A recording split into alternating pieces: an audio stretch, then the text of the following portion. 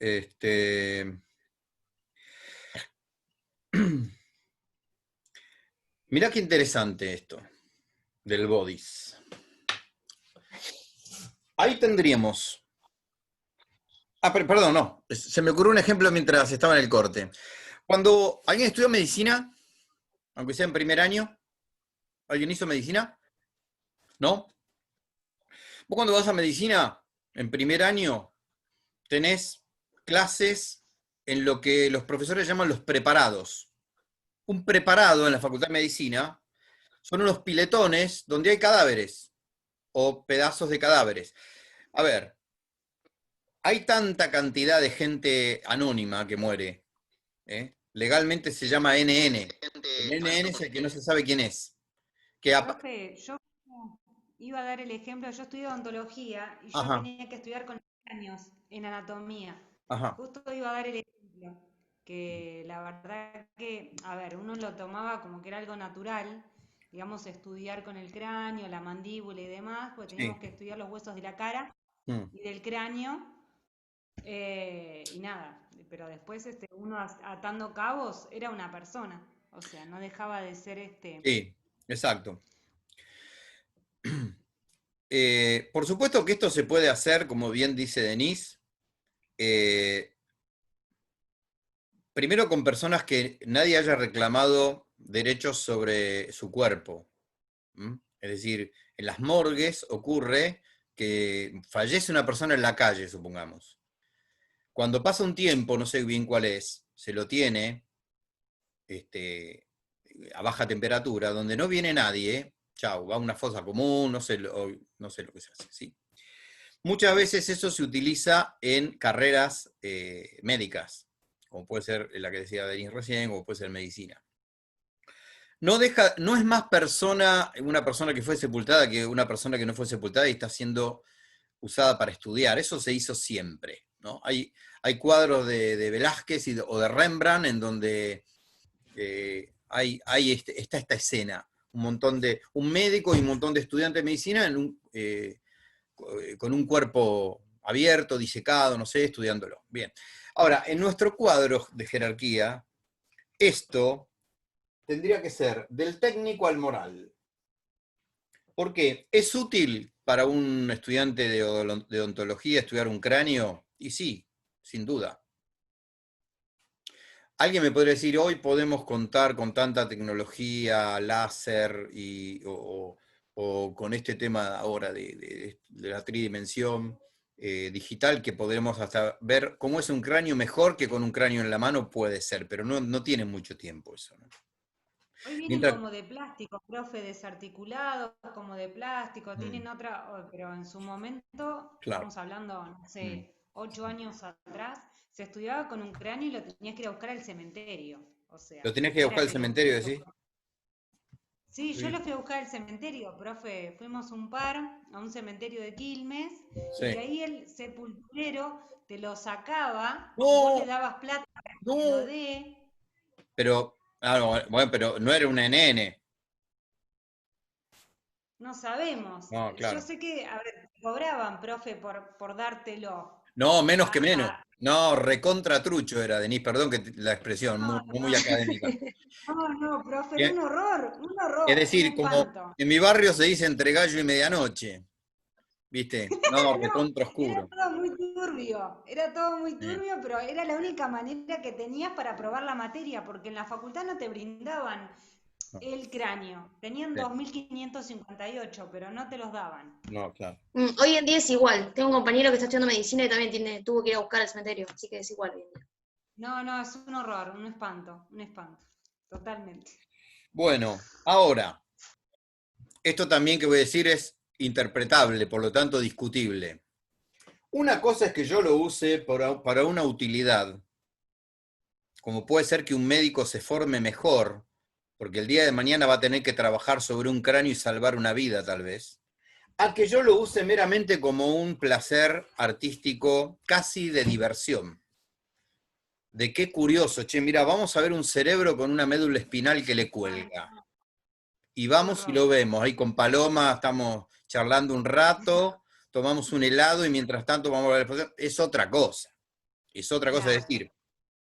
A El la fin. hora, eso, digamos, vuelvo a repetir, en una visión religiosa del hombre, es una profanación. Las dos cosas, tanto para la facultad como para la exposición, son profanaciones. ¿Mm? Profanación de un cuerpo, de alguien un cuerpo que le perteneció a alguien, o que fue alguien, ahí está, hay una cuestión filosófica interesante ahí. Y que como no vive más, yo me apropio de ese cuerpo, ¿sí? Ahora, también hay una cultura que ayuda a esto, que es la nuestra. Nuestra cultura ya, cuando digo nuestra cultura me refiero a este occidente posmoderno, ¿no? Oriente es otra cosa, a veces. Pero digo, nuestra cultura ha cosificado mucho al cuerpo. Nuestra cultura nos ha educado a que tratemos al cuerpo como una cosa, no como una persona.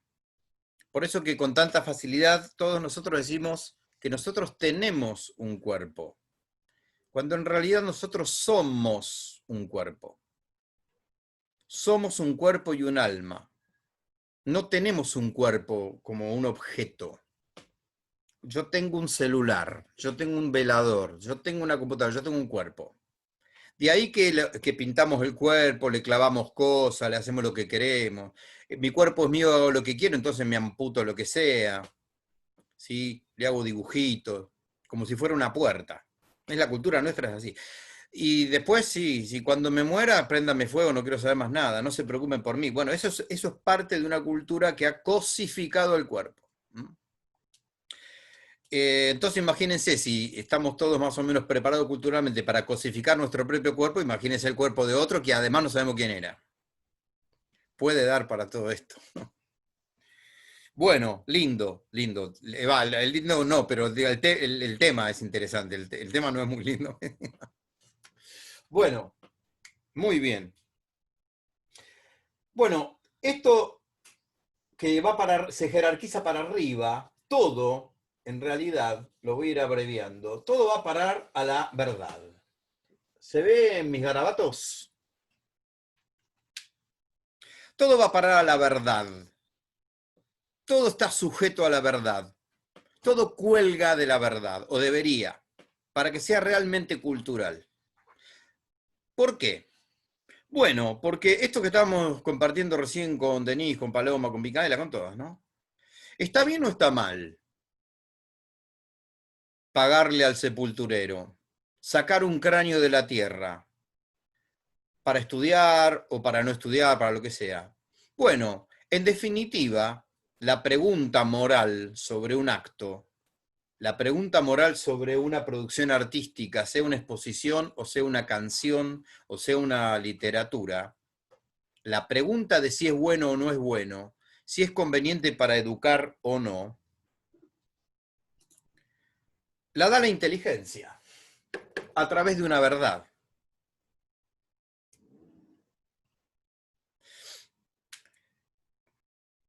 ¿Es bueno o no es bueno que un nene de jardín siga esta segunda mitad del año contactándose con su maestra y sus compañeritos a través de Zoom? Bueno, eso es una pregunta que atañe a lo teórico. ¿Es verdad o no es verdad que es bueno? Hay padres que no quieren saber nada con que el chico ya esté mirando Zoom todos los días y que no tenga el gusto de haber conocido a la maestra y la vea por Zoom. Hay padres que no quieren saber nada con eso. ¿Sí? Gente muy cualificada en lo que es psicomotricidad, y esto dice que antes de los 2 años un niño no tiene que estar frente a las pantallas. No es conveniente, ni un minuto. Que juegue, que esté al sol, que apile cosas, que dibuje, pero tablet, celu, todo eso antes de los 2 años parece que no es nada conveniente, y la verdad que no podemos saberlo porque todavía no tenemos los resultados se van a saber dentro de 20 años. ¿Qué pasó con estos nativos digitales que antes de decir mamá ya agarran el celu? Pasa mucho eso, ¿no? Bueno, en todas esas preguntas atraviesan lo técnico, lo moral, y lo teórico. ¿Por qué? Y porque la respuesta definitiva, si una cosa es buena o no, ¿es una verdad o no es una verdad? ¿Ustedes ya están planificando?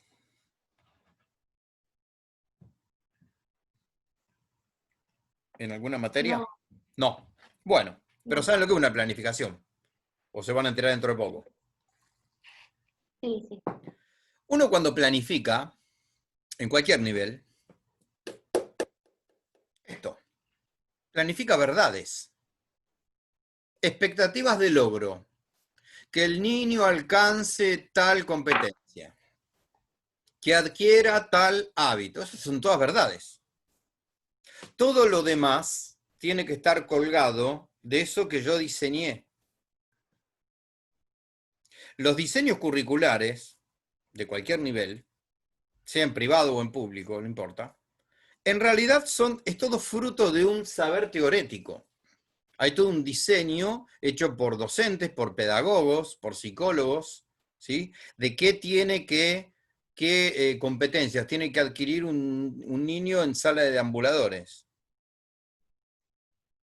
Esas son todas verdades. Por supuesto que las podemos discutir, se pueden modificar, cambiar con el tiempo, por supuesto que sí. Pero estoy tratando de mostrar cómo hay todo un basamento teórico que después ordena la práctica. Felizmente ya hemos dejado la época en donde se puso de moda que al niño no había que educarlo y que hay que darle juego libre todo el tiempo y que haga lo que quiera. Eso estuvo de moda, ¿eh? Hace como 30 años estuvo de moda, sobre todo en países de América, del hemisferio norte, ¿sí? Se veía la educación como opresiva y al niño había que dejarlo que hiciera más o menos lo que tuviera ganas de hacer y iba a ser un ser humano extraordinario. ¿Mm? Todavía hay corrientes pedagógicas que sostienen eso, ¿sí? Pero las consecuencias no se hicieron tardar mucho y había todo un... Por supuesto que había cosas buenas, claro que sí, pero las contraindicaciones, como diría un médico, eran bastante graves, sobre todo por el tema de los límites, ¿m? Y de las metas. Imagínense, si yo voy a basar la educación en la mera espontaneidad, después esto lo tenemos que ver ahora en filosofía de la educación.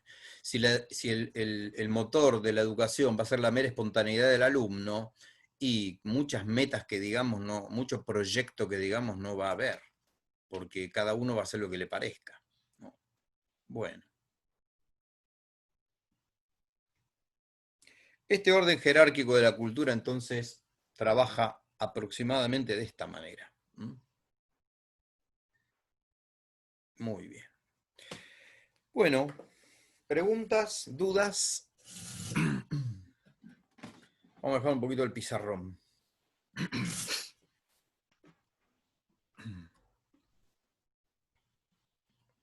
Profe, o sea, todos al fin y al cabo buscan la verdad. O alguna verdad, sí, claro. Es decir, toda acción educativa, toda acción cultural, tiene que tener una fundamentación teórica. Claro que sí. ¿Sí? Por eso tenemos una legislación educativa. Tenemos un ministerio de educación con resoluciones, programas de contenidos, articulación de contenidos. Yo no puedo ir a jardín de infantes a inicial, a enseñar lo que a mí me parece. Puedo tener muchísima iniciativa, claro que sí, puedo ser un docente muy creativo, pero el diseño curricular que mi directora me va a tener que presentar y regular, no le voy a poder dar la espalda. Puedo innovarlo, puedo ser muy creativo y agregar cosas e interpretarlas. El docente de cualquier nivel es un intérprete del diseño. Y como todo intérprete, cuanto más creativo sea, mejor. Pero siempre con una verdad de fondo. ¿Sí? Cuando ustedes, por ejemplo, en la materia de educación, prenatal, no, ¿cómo se llama la que dan con Wanda? Con Argüello. Educación temprana. Educación temprana. Yo tomo mucho con ella en los exámenes, por eso aprendo bastante, me encanta esa materia. Muy linda. No, se toca mucho con Es los hermosa, niños. profe. Muy Es linda, hermosa. muy linda materia. Ella la da muy bien también, Wanda, sí. Cuando vos, por ejemplo, aprendés indicadores de riesgo, creo que se llaman así, ¿no? Bueno, eso es un marco teórico. Mirá, que el chico no responda a determinados estímulos auditivos es un indicador de riesgo. Bueno, eso es una verdad. Esto es teórico. Y porque le hago así y no se da vuelta. O le hago así y no pestanea. ¡Wow! Hay que ver qué está pasando si no pestanea, si no tiene el reflejo del párpado, ¿no? Puede ser que no esté viendo o de un ojito no vea. ¿Mm? Eso es un marco teórico. ¿Sí? No, yo por ahí, claro, mi materia por ahí es la filosofía es tan teórica y qué sé yo, que a veces parece que lo teórico fuera recién lo científico y sumamente complejo, pero todo accionar educativo y pedagógico tiene una base de verdades. ¿Mm? No, cuando decimos verdades no son verdades eternas e intocables, no. Pueden ser verdades que vayan evolucionando y tomando diferentes características a lo largo del tiempo, pero verdades al fin. Es decir, en el aire teórico nadie educa, no. Ni siquiera las corrientes pedagógicas menos formales y más vanguardistas, como puede ser algunas que salieron de las corrientes piagetianas o el grupo Montessori, ¿no? que han innovado mucho la educación, también tienen un basamento filosófico y científico, por lo cual educan de una manera y no educan de otra. ¿Sí? Bueno, ¿alguna otra cosita que quieran compartir o preguntar?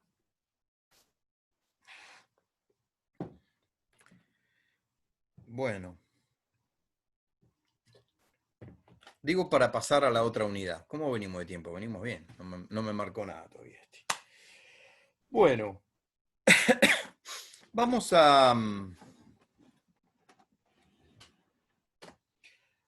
pasar a la tercera parte del año. ¿Sí? A la tercera parte del año. El PDF que subí hoy de la Universidad FASTA, cuyo título es La educación, su significado,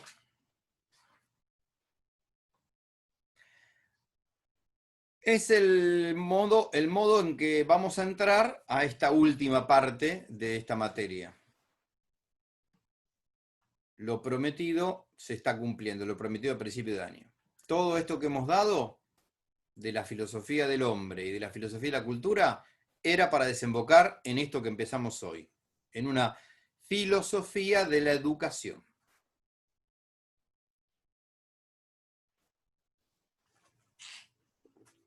Así que si me permiten voy a hacer una breve introducción. Como dijimos a principio de año, principio de todo, la filosofía se distingue hoy del resto de las ciencias casualmente por ir al núcleo más profundo de la realidad que pretende analizar.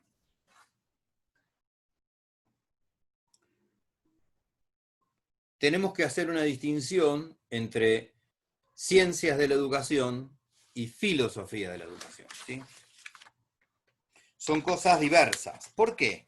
Y porque se distinguen, digamos, en su objeto, ¿no? Es decir, yo con las ciencias de la educación voy a referirme más a lo inmediato, a lo de experiencia sensible de la educación. ¿Mm? A hechos, qué pasó con la educación desde la última reforma educativa, qué ha pasado con el ítem evaluativo, por ejemplo, este año que parece que va a promediarse de este modo, bueno, ¿qué repercusión pedagógica de acreditación de saberes o de competencias ha tenido esta educación virtual? ¿Qué aprendió el chico? ¿Aprendió algo? ¿No aprendió nada? ¿El docente tuvo que aprender más, menos, cosas nuevas? ¿Cómo se manejó? Eso se ocupa todo la ciencia de la educación. ¿Mm? ¿Qué resultados tenemos mediante este nuevo proceso educativo que puede haber sido este de la pandemia, ¿no? De eso se encargarán los psicopedagogos, los pedagogos, los psicólogos. Pero el filósofo de la educación, mucho que digamos, no va a presentar variantes filosóficas por este tema 2020. No quiere decir que no pueda decir nada, sí. Pero como el filósofo anda siempre por el fondo de la cosa, ¿sí? Bueno, recién tal vez dentro de 10 años un filósofo pueda llegar a decir algo realmente nuevo e inesperado, cuando se vea no solamente este proceso, sino las consecuencias que generó, qué repercusión profunda tuvo en el hecho educativo. Muchos tenemos la intuición de que por más pandemia o no, o por más vacuna o no que haya, obligatoria o no, tenemos la intuición de que esto además es un experimento para cambiar algunas cosas. Y hay algunos por allá arriba que andan con ganas de que la educación sea más así que como era antes. Entre paréntesis les comento que el próximo TP que hagamos, yo en el mes de junio estuve haciendo unas entrevistas por mi canal de YouTube a unos cuantos directivos de acá de La Plata, de distintos niveles. Entre ellos el director de la carrera de ustedes, que es el profesor Palacio. ¿Sí? Él fue el último que entrevisté. Vamos a trabajar acá en esta materia una entrevista que le hice a una directiva de nivel inicial, de Tolosa, de Nuestra Señora del Carmen. Así que bueno, ahí vamos a hacer un trabajito práctico. Eso se los voy a reemplazar a ustedes por una clase. O sea, un lunes les voy a dar vacaciones y se miran esa entrevista porque más o menos tarda 40, 50 minutos. Bueno, me interesa sobre todo que escuchen la experiencia de gente que hace muchos años que está en la educación, en esta educación que ustedes se están preparando en maternal y en inicial, frente a este desafío, ¿no? De este modo nuevo de educar y de comunicarse, ¿no? Con docentes y con los chicos. Bueno.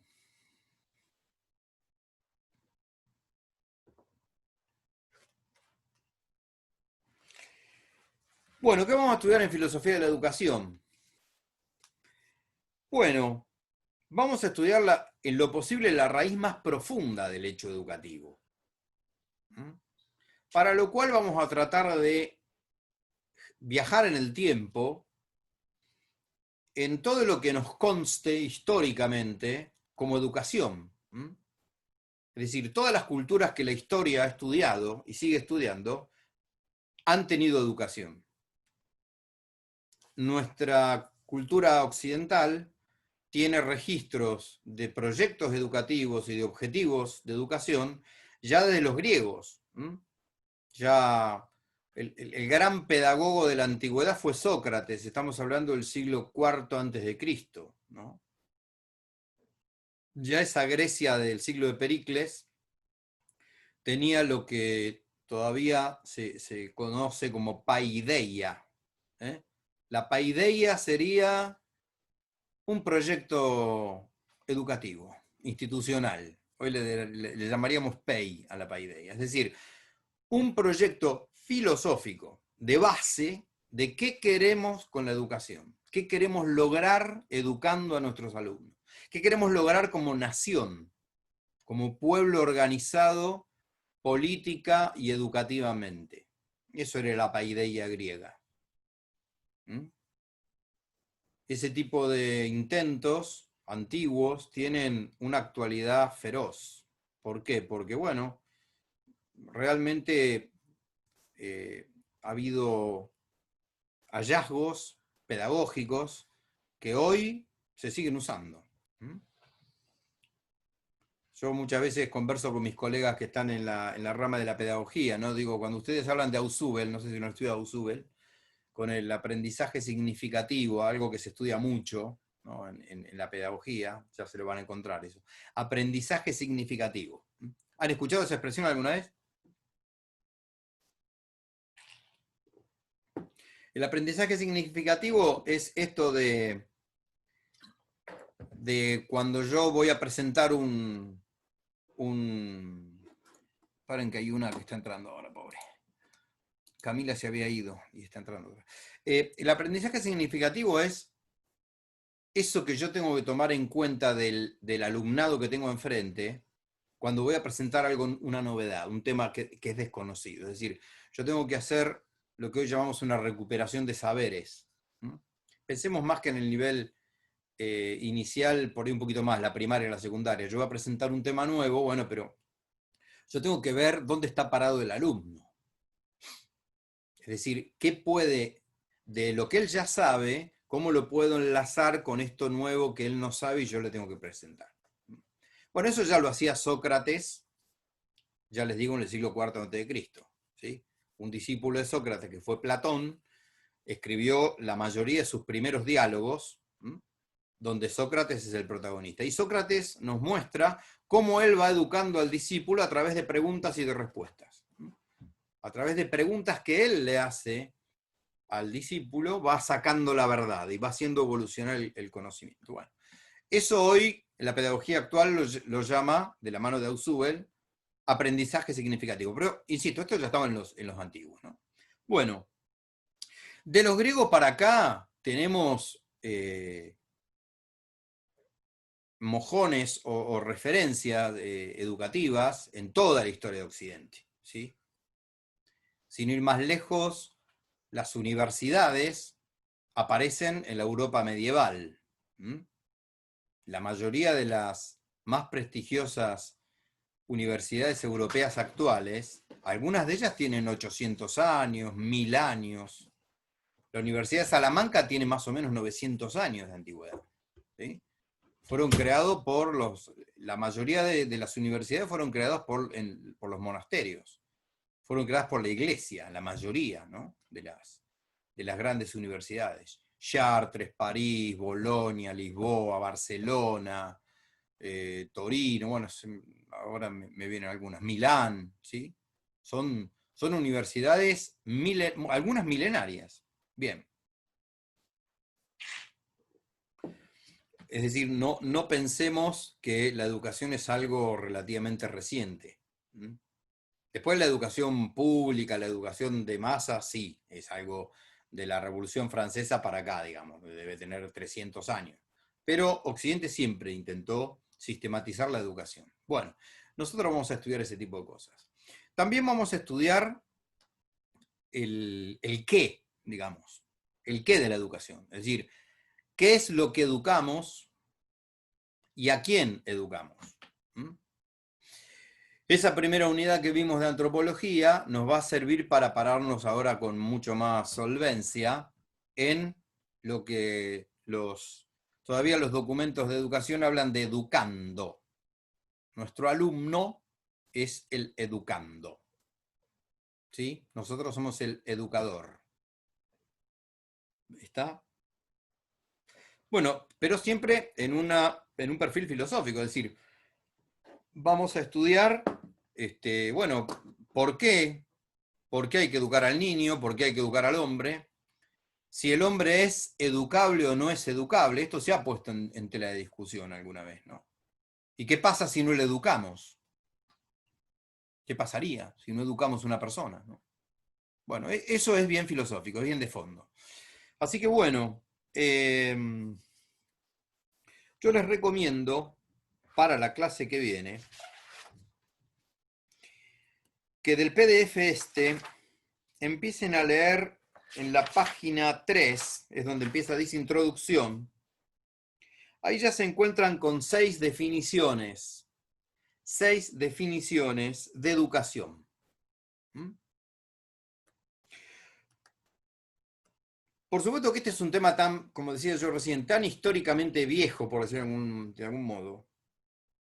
Y como hoy decíamos con Paloma y decíamos con Denise, también la educación como hecho histórico es debatible en cuanto a las interpretaciones que hacemos de la educación, ¿sí? Nosotros vamos a presentar una postura filosófica acerca de la educación concerniente a una institución como el Instituto Terrero con una cosmovisión cristiana. Pero por supuesto que todo lo que decimos es sumamente discutible, e incluso en estas primeras definiciones que tienen ahí en la página 3, vamos a ver que en realidad la única que se aproxima a la cosmovisión cristiana del hombre y del mundo es la última, la de Jacques Maritain. Ahora, las anteriores las vamos a ver una por una, la clase que viene, si Dios quiere. Vamos a ver que en realidad obedecen a otro estilo de interpretar al ser humano, a la sociedad y a la educación. ¿Mm?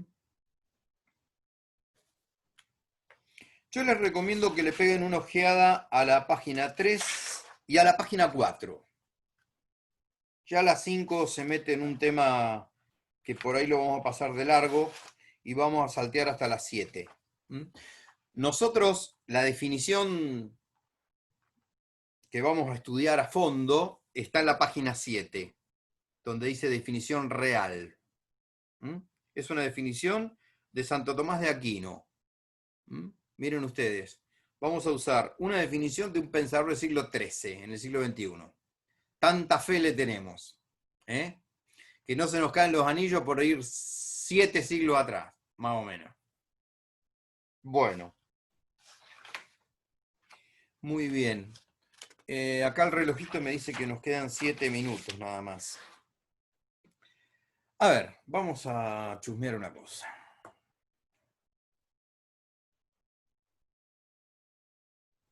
Ya estoy con ustedes, ¿eh?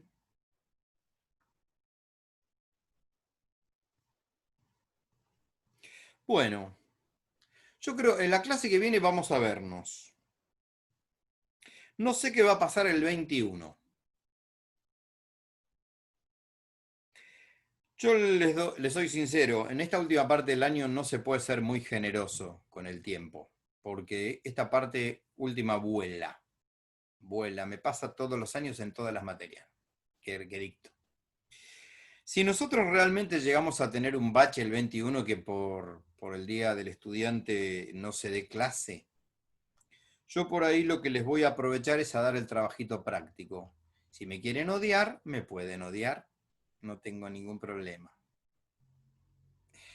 Y el trabajito, pero va a ser un trabajo práctico tranqui, porque más que nada les voy a participar el link ese de esa entrevista que le hice a una directora, y más que nada es un trabajo práctico en donde van a tener que hacer una mínima devolución, pero desde la reflexión, digamos. Es decir, me va a interesar bastante la opinión de ustedes acerca del tema, que ya les digo, es un tema tan actual como esto que estamos viviendo ahora. Es decir, ¿qué está pasando con la educación a nivel inicial con esta crisis sanitaria que nos hace dar clase de esta manera tan estrafalaria? ¿Sí? Así que desde el momento que la devolución que de ustedes voy a demandar va a ser una opinión personal, por supuesto que hay mucha calificación que, digamos, no voy a hacer, porque yo no puedo calificar nunca una opinión. Sí voy a calificar donde por ahí, Dios quiera que no, pero alguna por ahí yo me dé cuenta que no vio nada, ¿sí? O que lo vio en video por arriba. Pero bueno, creo yo que es bastante llevadera la entrevista. Yo casi no hablo, así que bueno, van a poder escuchar a esta persona que tiene mucha experiencia en nivel inicial. Así que bueno, para este mes de septiembre va a ir ese trabajito. ¿Está? Bueno, colorín colorado. Por hoy terminamos. No sé si quieren preguntar algo o no, o nos vamos hasta la próxima. No, profesor, leemos entonces la página 3 y la 4, Sí, sí. la 7 también. Eh, sí, pero más que nada la 3 y la 4 no creo que llegue a la 7. Es todo 3, 4 y 7 son definiciones de educación. Básicamente Bueno. es eso. Van a ver que hay muchas definiciones. ¿Sí? Voy a trabajar sobre eso la próxima. Bueno, nos despedimos. Buena semana, Bueno, que ande todo bien y nos vemos. Igualmente. Bueno, chao, chao. Chao, profe. Adiós. Gracias. Chao.